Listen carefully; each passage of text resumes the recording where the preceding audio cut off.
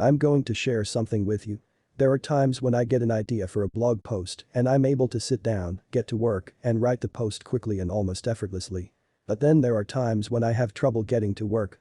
I sit down to write, but then I'm distracted and start doing things that as a procrastination expert I know full well that I shouldn't be doing. Here are some examples. I visit the CNN homepage to see if there's any breaking news. I go on Twitter to see if any of my friends are hanging out there. I watch husky videos on YouTube. I love huskies.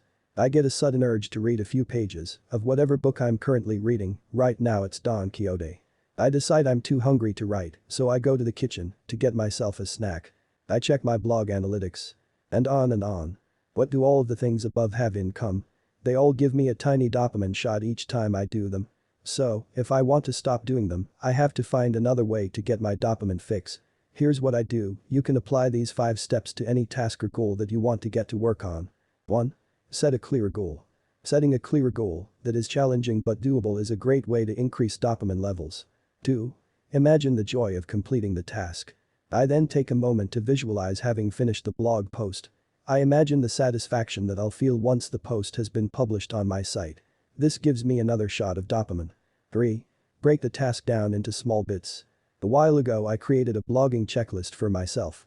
I took the large task of write a blog post and I broke it down into many smaller subtasks. These subtasks include things like the following: come up with a tentative title. Write down a tentative subtitle. Create an outline. Write the introductory paragraph. Find a good image to go along with the post. You get the picture. That way, I can tackle each subtask as an independent unit and get a small increase in dopamine each time I complete one of the subtasks and gleefully cross it off my checklist.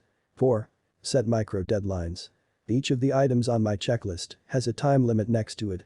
That way, I have micro deadlines for each item, which keeps me focused and turns the activity into a game. Can I research and explain the first point which supports the thesis of the blog post in 20 minutes? Well, I'm certainly going to do my best to do so. The challenge also gets my brain to release more dopamine. 5. Sit back and smile.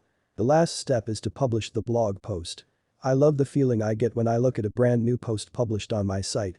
Then, I send out an email letting my readers know that there's a new post and I watch as people click over to read it on my real-time web analytics. Finally, I sit back and bask in the dopamine hit I get from having achieved the task of having published yet another stellar article on my blog. Conclusion. Dopamine is often referred to as the motivation molecule. Put this neurotransmitter to work for you and you'll have more motivation in no time. Live your best life by following the strategies above to increase dopamine levels in your brain.